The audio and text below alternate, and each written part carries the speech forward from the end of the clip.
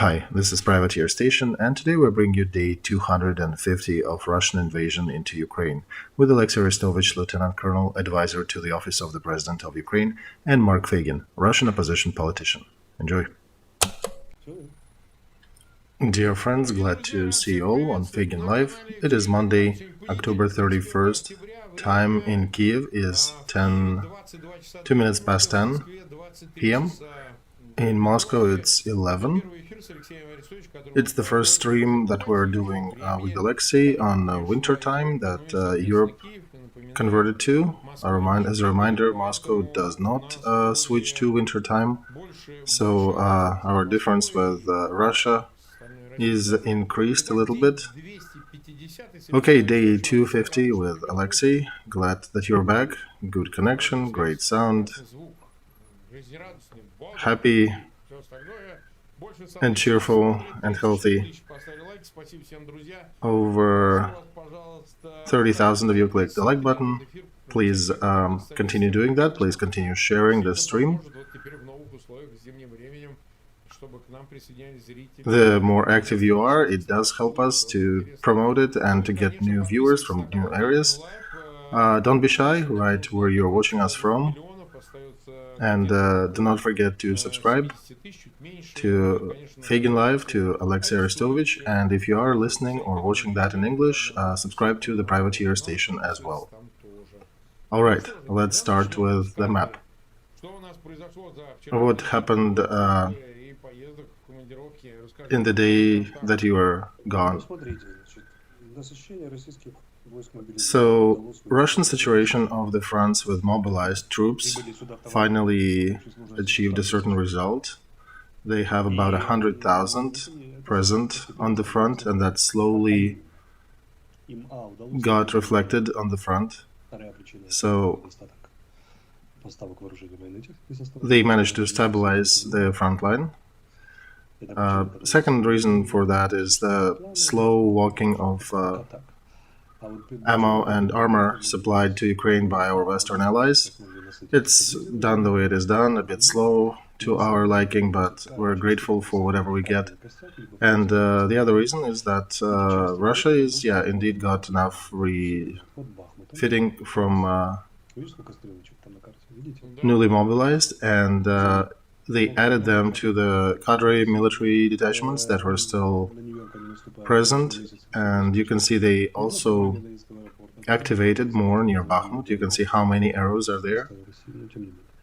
They also tried to attack Marinka as well, and down south they went to Novomikhailivka and Pavlovka. You can see the two arrows, the lowest one from the right to left, and then there is one from bottom to top, that's Bugledar. So they're trying to attack Pavlovka. They giddily announced that Pavlovka is taken, and this is lying. This is incorrect. We are fighting next to that settlement, and in the evening they declared that tomorrow will continue, but we'll see how much more troops they have, because Russian commanders do not change the way they fight.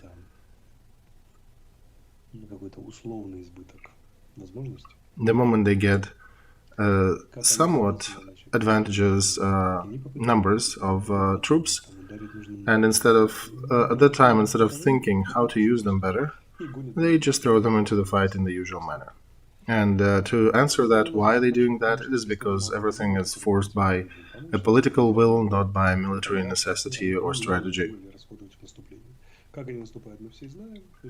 And we know how they do their offensive operations. Very soon we expect they'll run out of personnel, and they might bring more mobilized people to the front, but they're running out of heavy armor, and it's a bit more difficult for them to do anything effective with less means. So, are their losses increasing as well? They're trying to attack Bakhmut in the same manner, with human waves, about 8 attacks before lunch. And as we see, the line did move away from Bakhmut. So how is that happening? That they're throwing wave after wave, and the line is moving further to the right? Tell us, I don't know how that could happen. Well, it's simple, really. They send more and more troops. We destroy their waves of attacks. Again, this is not too big of a distance on the front that we're changing the line to. It's 200, 100 yards. But still, after each of these waves, there is a bit of a lull on the front, and they're liking people, so we slowly creep up on them. What about Kherson? There is a little bit of tactical fighting for a more advantageous hill or better forested area.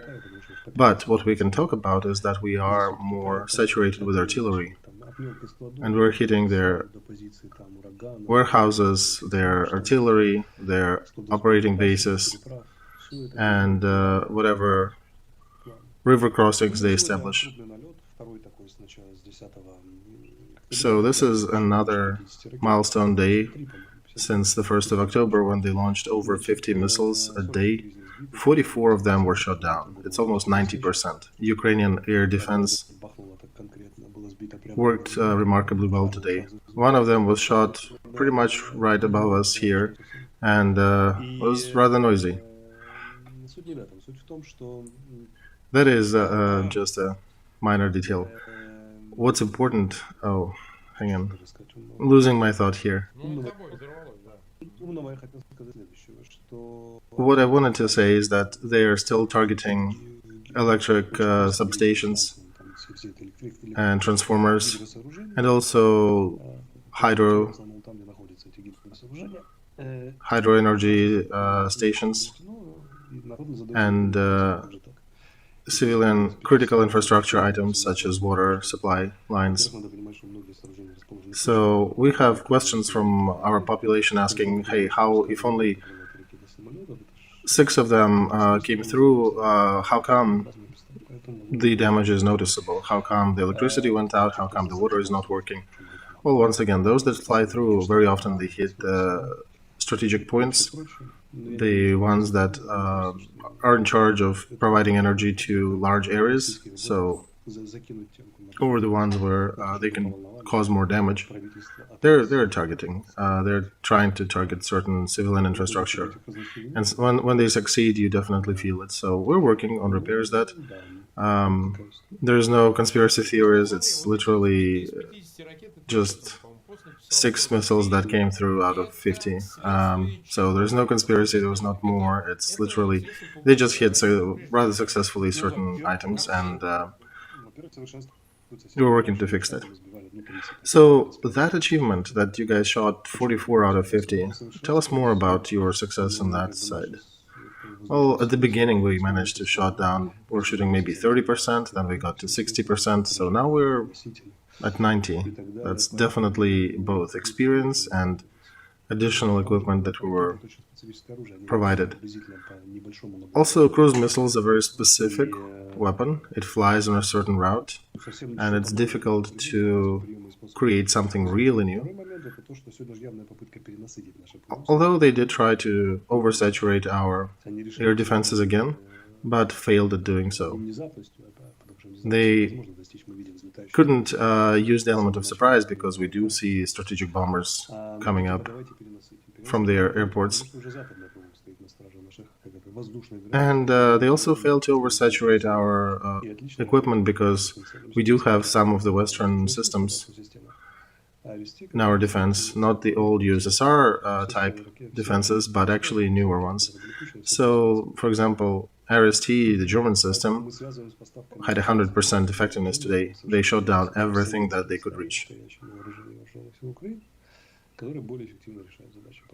So it is important for us to continue working with our allies to get more systems to cover our skies. The more systems we have, the more effective we are at shooting down their missile barrages.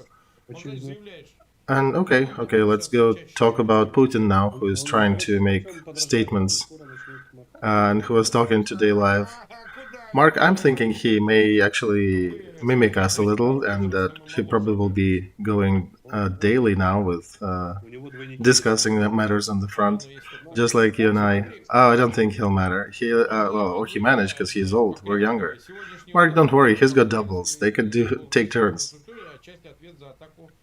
Funny. Okay, so today he said that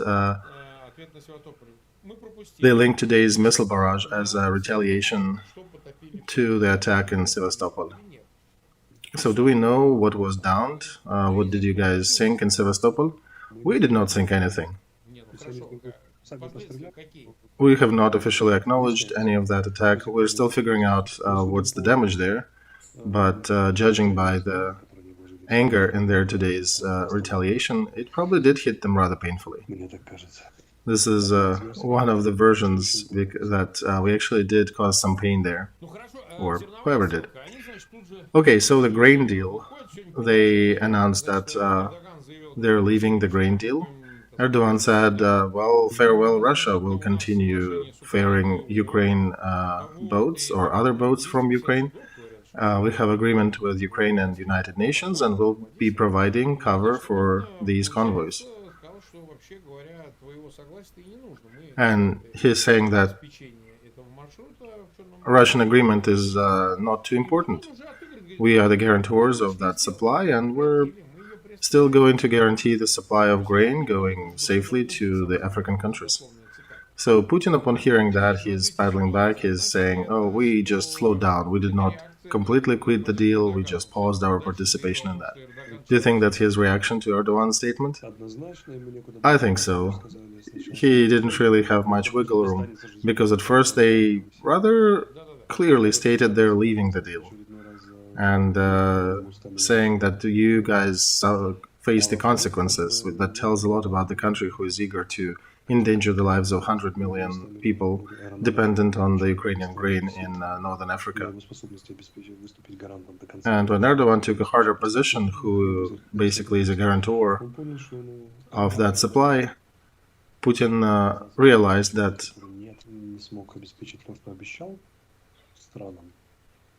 that may be painful. And Erdogan, I guess, was in the point where he promised to provide cover for these grain convoys to northern Africa. So, upon a quick analysis, they realized that their best strategy is to continue supplying. And they're eager to face the possible confrontation with Russia in the Black Sea versus the possible fallout of countries in the northern Africa being upset with Erdogan's failing and Turkey failing to provide that grain trade route. So, also, Turkish fleet is about 5 times stronger than anything Russia has in the Black Sea. So it's more of a political decision that they're trying to stay firm, and they don't really. That's what they projected outwards. They said, we don't care about Russian participation. We'll continue with grain supplies, and basically consider that is almost impossible to destroy or interrupt these trade routes with grain from Ukraine to northern Africa. It would be nice if United Nations would also pitch in and say something about that side of the conflict, and perhaps called upon the countries involved, the countries in the region, to provide additional cover for the vessels with grain going to Africa. But it's probably too tall of an ask to expect UN chiming in so quickly. But at least Erdogan could be commended. He decided to stay firm. So you do not think Moscow will be strong enough to attack Ukrainian vessels with grain? Well, they're not Ukrainian en masse. They're mostly international. I cannot see them attacking these vessels. Also, good luck doing that when Turkey is providing military cover.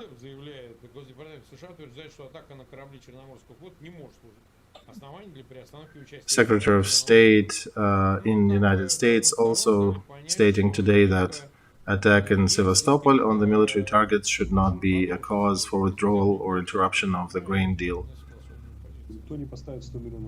Well, Russia doesn't doesn't care about that grain deal, right? But at the same time, in the West, they realize that it's 100 million people's lives at stake, so they will provide enough cover, enough support for that process to continue. And all these Russian statements about being upset, whichever of the Putin's doubles got a bad day today about that Sevastopol attack, they are legitimate targets. They need to realize they are legitimate targets, and they need to live with that. At the same time, they also do not like Ukraine selling grain to the international market, and they want to cut off that monetary support to Ukraine because these sales provide a lot of profit for Ukraine that can be used for repairs, for fulfilling internal monetary obligations, and perhaps for even purchasing more weapons. At the same time, Russian fertilizers are not being sold in the market now. Countries are not really buying them, and they are trying to play a card and say, well, we don't like that, we will withdraw. They're hoping to ignite the second Arab Spring and maybe uprising and maybe cause more hundreds of thousands of refugees flooding Europe. And that's what Russia pretty much officially stated. They are not against such a scenario. And Russian leadership, in that statement about the grain, basically blatantly told the peoples of the Middle East, well, guys, sorry, you'll have to die. I hope people of the Middle East and the other countries will evaluate that statement properly.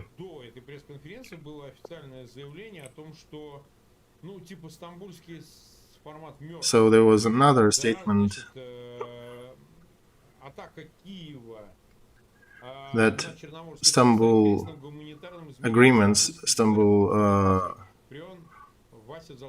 formal negotiations route is dead, and our missiles strikes on Kyiv are the consequences of that, because Istanbul doesn't give us desired result, said Vasily Bold Balls Nebenza, that's what I call him, a Russian representative in the United Nations. So, do you think they're getting realistic? They start to realize that Erdogan and Turkey is just milking them, is not going to help them to reach Zelensky and make him sit down at the table of negotiations? Nobody will ever make Zelensky to negotiate with Putin. The decision was made. It is also supported by Ukraine Security Council, affirmed. And the only way we can talk to another president of Russia after Putin would be withdrawal of troops and giving out the military criminals to Ukraine and organizing the process of reparations. And any attempts to conclude this conflict differently will face a lot of resistance from us and from our allies. So he also stated, Putin's translation is still going, broadcast, they're still talking. So he's saying that mobilization is over, we put a dot here, we mobilized enough troops. I would want to add a caveat here, one should not believe his regime, they're always lying, so whenever they say they're done, they're still continuing to mobilize people, they're still continuing to carry out the notices. Maybe not in Moscow, but in other cities of country. Why do you think he feels it's important to highlight that in his speech? Because soon he'll have to announce mobilization again. After they'll lose enough troops on the front, they'll have to continue. I think he's trying to alleviate the internal stress in the society, because public in Russia are very disappointed, very upset about mobilization, especially now with the losses messing up and them getting the notes of their family members dying. So there is a lot of pressure on the system in the middle of Russia, and if they will continue mobilizing, the pressure will only increase. So they're trying to alleviate that, at least temporarily. And as an example, there was 232nd Detachment that just fled and ran from their positions. They were intercepted only 15 miles to the east from that. near Svatova area, and when they were stopped and arrested, they basically said, our commanders are drunk as fuck and we need to eat. Nobody brought us food for several days.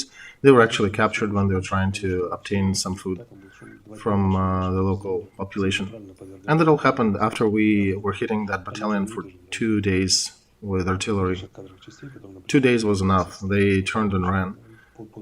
Unlike the Russian cadre military near Kyiv, who were standing there for a month, for 30 days under intensive artillery fire from us. So that's what I mentioned before. They will be running. They are not prepared. They don't know how to behave under fire, and they will start running, leaving parts of the front. And Russian command, in my opinion, will soon regret bringing these newly mobilized people to the front, and that's what we'll try to provide them with. We'll try to make sure they all face enough artillery.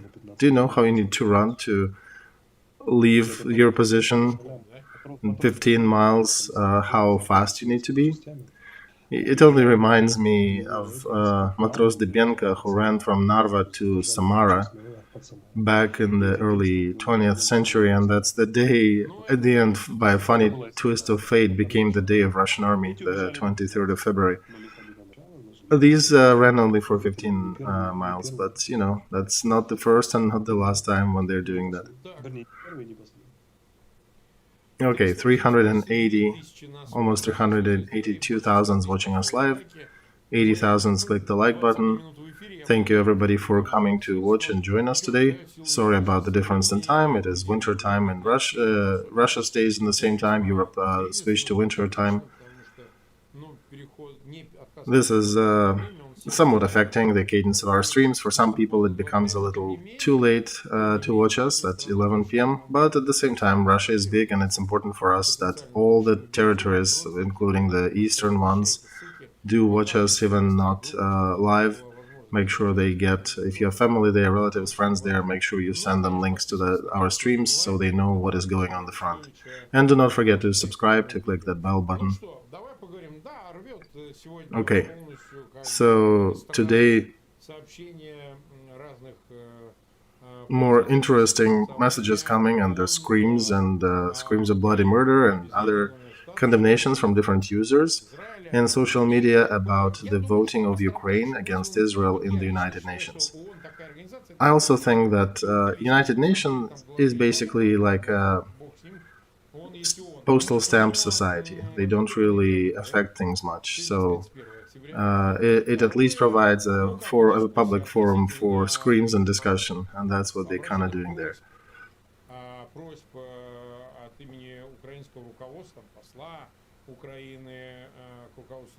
So all this coming is on the heels of appeals of Ukrainian foreign affairs, Ukrainian politicians to Israel to help and work together on the current threats. So what do you think about that voting that happened in the United Nations? I think this voting was a very big mistake. How did that occur? Do you know how it happened? I don't know exactly about technicalities how it happened, but I can suspect. The thing is that Ukraine generally inherits the USSR major positions on certain things, like non-proliferation of nuclear arms. And we followed these certain general positions back since 1991, and our intent was to stay stable, to stay mature, to fight for support certain causes in the world, and we just continued doing that. I don't know if they forgot to think of that, of our relations with Israel, if they just forgot to realize and analyze what this voting will do. I think they nominally voted, as usual, against the non-nuclear proliferation. And this, sadly, this happened right after, 3 days after President Zelensky spearheaded efforts to reestablish closer links and closer ties with Israel. Our foreign diplomacy failed so miserably in the United Nations. All Europe voted present, Canada and the United States voted against, and Ukraine amazingly asking Israel for weapons, for support, votes against Israel potentially getting nuclear weapons. So Israeli society is in uproar, especially on the verge of elections coming. The voting was very formal, so it is not a pressing issue. Ukrainian foreign politics, we could have just voted present. We did not need to vote against. Is it such a big mistake indeed? Mark, it is a big mistake. If you are trying to work with an ally, trying to work a new path forward with a new ally, you do not vote like that. For me, those who done it, they basically cut our president political line. He's working hard and his office is working hard, and all of a sudden they're getting a surprise hit from their own members. So if I was a president, I would be digging deeper, trying to figure out who is in charge, who was responsible, who made that decision, how that decision was made. This is very short-sighted politics for any country, not just for Ukraine. Because that voting is formal. It's repeated year to year. It's like Christmas. It just goes annually. And the real politic is happening right now. The real relations are happening now. The real contracts and negotiations are happening now. And to trample the real decisions and the real perspectives that could have been deepened, that could have been strengthened, this is worse than a crime. This is a mistake. I think this is a colossal mistake of Ukrainian diplomacy, and I hope it will be corrected one way or another. And those excuses some people try to post in our Telegram channels and social media, some people were saying that so-called experts of Ukrainian-Israeli relations, they were saying, let's figure out, perhaps Israel is not such a close friend to us, and Ukraine, facing the nuclear threat, should vote for non-proliferation because Ukraine can become the victim of nuclear attack. This is a very incoherent and weak position. It's probably an attempt to patch the hole made by somebody in the United Nations, some of our representatives there, and I hope that Israelis will understand us, will understand that we realize our mistakes and we're trying to fix that. I do hope that people realize that United Nations these days doesn't really have any practical application. They're really like a postal stamp collectors meeting, but there are ways to strengthen relations between Israel and Ukraine in other ways.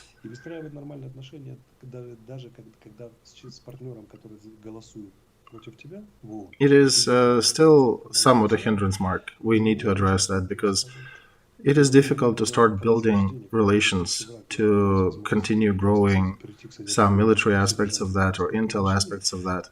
And the moment we actually started doing that, when our intel services exchanged information, when we started some technical cooperation, this is a big hindrance, such a voting. And I want to use our platform to turn to our Israeli friends that, sorry, this is a mistake, this is a sincere mistake. We have not thought out the consequences, and please stay wiser. Please do not take it at face level. Stay wiser. Please understand our voting not as an official position, but more as a political inertia. So I do appeal to you to please forgive us, forgive our country for that voting, and we'll do our best to correct that, to remedy that situation. All these questions should be negotiated. There should be some roadmap, and I understand Zelensky cannot travel too much these days, but there definitely is a way for him to talk to Israeli leadership to figure out a path forward, because I do not see any future behind these United Nations resolutions. They're weak. They cannot preclude Israel from getting somewhere. It's just if you can avoid voting, you should avoid voting, right? Especially while there is war going on. War is war, and here it's not going down to United Nations concerns and all that. It's going to be estimated later at the right value. And then, Mark, we need to remember, making these decisions in nations and anywhere, that we are now facing a common enemy. We're facing Iran. And we finally started working better with Israel. We finally started exchanging technical personnel and advisors and figuring ways to cooperate. And we're basically making something good out of it, and then somebody brought a spoonful of crap and threw in the middle. So I hope we'll be wise enough to clean this up and to make sure we do not make these stupid mistakes, just silly mistakes going forward. And I think and I hope it is literally just because we are tired and we let this slip under the radar since we've voted like that for 28 years. And this is basically a continuation of diplomatic heritage of Soviet Union for nuclear non-proliferation, which is funny in a way that that Soviet Union was fighting for that while building the biggest arsenal of nukes in the world. So that's like a post-Soviet burp coming out.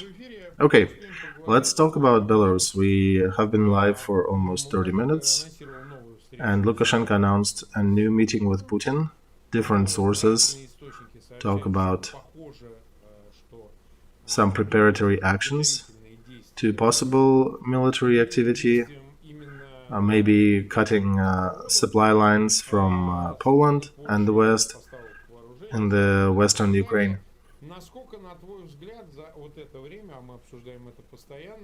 In your opinion, the northwestern side of Ukraine-Belarus border, do you think it's getting more actual? Do you think it deserves more attention?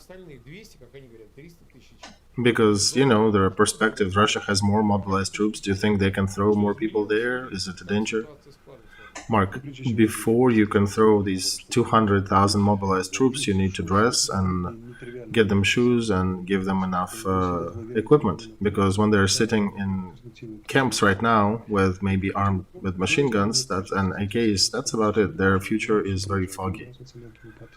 Whatever they supplied to Belarus right now is under 10,000. It is absolutely not enough to do any offensive operations on any of the directions. There, at each of those directions, you need to have at least 35,000 troops. So, Russia, aided with Belarus, appears that they are trying to prepare these possible actions. How soon they'll be ready is difficult to tell. It definitely will take longer than a month, probably at least a couple months. And now, in time frame of this war, 2 months is about a quarter of this war overall length. So that's a long period.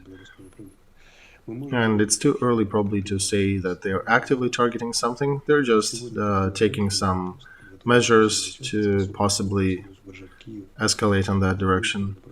Although today, to threaten Kyiv or to threaten Zhytomyr or Volenskaya direction, it is a very non-trivial task. Are they trying? Yeah, they're doing some activities there. Is it a real threat? No, not yet.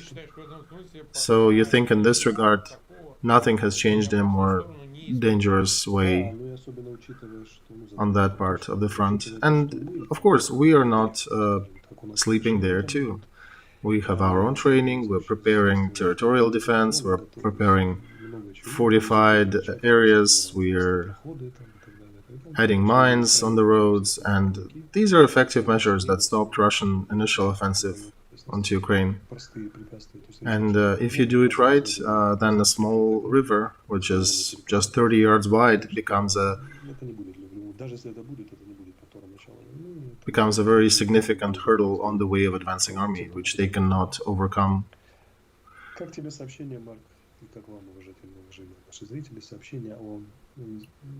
Oh, by the way, Mark and dear viewers, did you hear those messages about some bad smoking in Pskov region? Say again, I have not read that. 4 helicopters K-52 burnt down in Pskov airport. When did that happen? I have never left the streams room. I haven't read news today. Today, it happened today, and it shows again that it's very dangerous to smoke in military installations. Pskov region is pretty far from Ukraine. It's like north, west. It's pretty far from the border. Yeah, that just highlights once again that, those posts by Fire Marshal, no smoking, that's very important posts. And they officially published that there were 2 helicopters damaged. In reality, 4 of them got destroyed. Imagine what a lucky cigarette it was. And we're discussing that because it came out officially in the official news in Ukraine.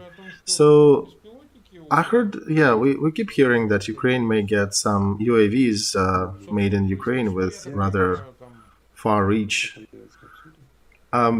Mark will talk about them once they appear. We can discuss them now. Well, are there official statements about them being used? Okay, I see what you mean. And what if they can fly all the way to Pskov? Well, yeah, those UAVs, it's crazy. They're just flying in all different directions. Right, and people are smoking and throwing cigarettes everywhere. Okay, I understand. So we've been live for 36 minutes. Let's address one more thing today. Summit is getting closer. G20 is getting closer and closer. President Zelensky said that he will have an option to make a statement there. Probably he will not go there physically, but he will connect. I don't know if Putin will make an online statement, but Zelensky definitely is going to make his statement on this meeting, and I suspect he will call upon G20 to exclude Russia from their ranks. And I think this is a right message. Why? Because Putin himself, I'm also watching the transcripts of that finished press conference that they did. Putin said that European Union countries are busy with excluding Russia from all possible formats. European policy to exclude Russia from all political platforms is unrealistic. So this is, I think, abracadabra, because how unrealistic? If Europe wants to kick them out, they will. And one thing is to leave G8, okay, understandable, it's hard, it's a tall ask, but to be kicked out of G20, that's an interesting development if that happens. This is the group, this is the forum that is run by 2 poles, China and United States, 2 poles of power. But do you think this perspective is real? Do you think it exists? We'll see, Mark.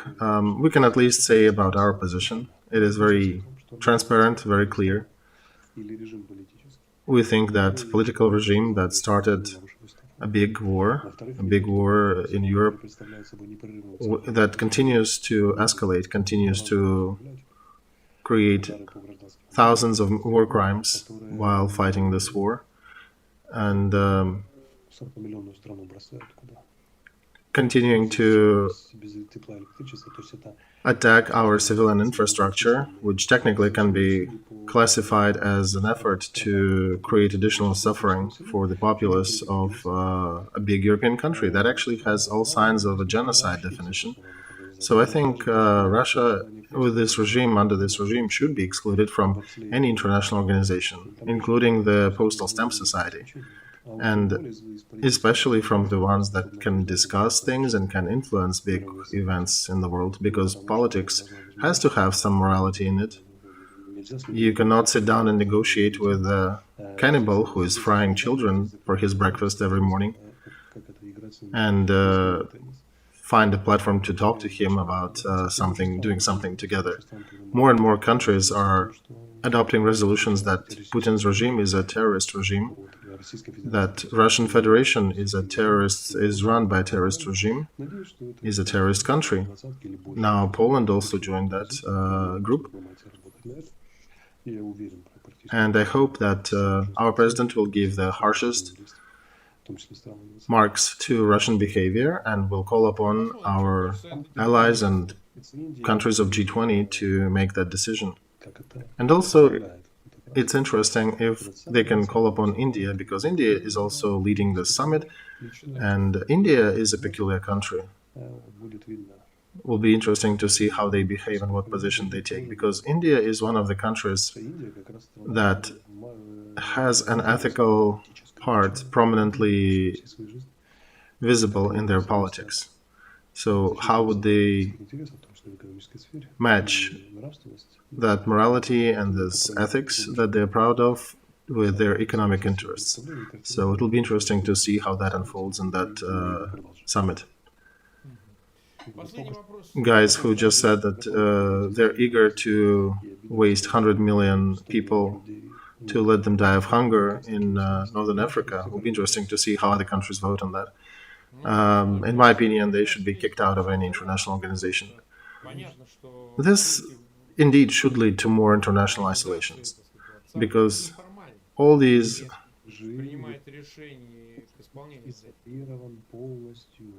organizations, they will need to reevaluate, including the G20. Some of them are official, some of them are non-formal organizations. And I agree they should shut Putin's regime down from anything, not even playing chess, not even any economic or anything, any other relation. They should be put in the corner and disconnected from any other country. They should be in complete isolation, because after everything that happened, they're still escalating. They're still not accepting the guilt for the horrors they unleashed on peoples of Europe. They're still escalating. So countries of G20 should give a proper grade to these actions, and I hope they come to right conclusions. Another thing is economy and politics, and I understand that's sometimes difficult to make the right statement, but basically, when you're dealing with a cannibal, me, Alexey Arestovich, giving my personal opinion that you should not be negotiating with a cannibal as long as he is the cannibal. So, and also, that last thing I wanted to touch, one of the missiles was shot down. It fell on the territory of Moldova. And I understand they even withdrew their ambassador to Russia. And I understand they're a small country, they don't have their army, they rely on their allies for protection. And I understand Moscow has a very peculiar influence, and they have their own party through that asshole Shore and his wife Jasmine that are trying to rattle the political situation in Moldova. But regardless, positions of Georgia, positions of Moldova in that situation, in the war that's going on for the 9th month already, do you think that can be it is somewhat a defensible position? How do you gauge their current stance?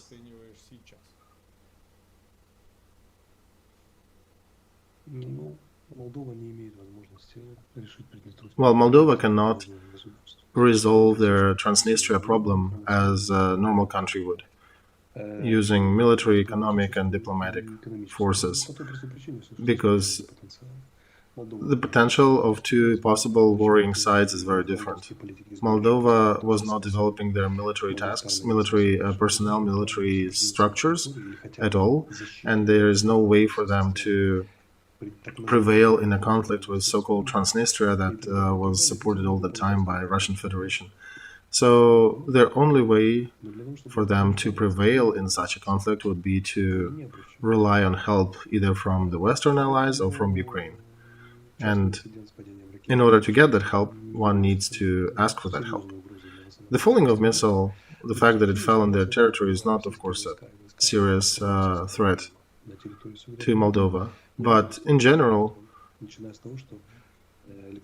such an event, or even the whole war in Ukraine and Russian invasion into Ukraine, is a serious threat for Moldova, including the fact that their electricity is coming from Ukraine. So if Russia destroys that, they are sitting without electricity. And I think they should be talking to Ukraine more, because we are definitely a key to resolving their issues. But for that, they need to make a decision, a sovereign decision by the government of Moldova in a difficult situation when Moldovan opposition very often officially takes Russian position and pro-Russian position in any heated argument. And as long as Moldova has no potential to overcome that physically, they will continue maneuvering, they will continue wiggling in the real politics situation. But Moldova needs to understand that Ukraine is a brotherly nation next to you. We value our relations with you and we support your territorial integrity. And if the time comes when you need our help and you come to us for help, please do. We'll be glad to provide additional help to you guys and side with you. All right. Almost 420,000 watching us live, 140,000 clicked the like button. Apologies for the winter time. I understand it was a little too late for some of you. Continue posting links to that stream so those who missed it live can watch it in recording. And one last thing is we got our new t-shirt designs in our merch store.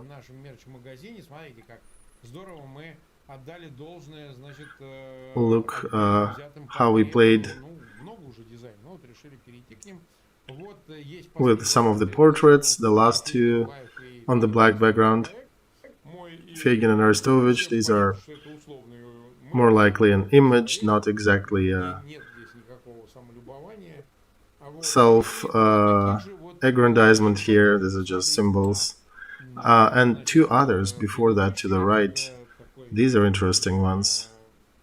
This is a very peculiar way of drawing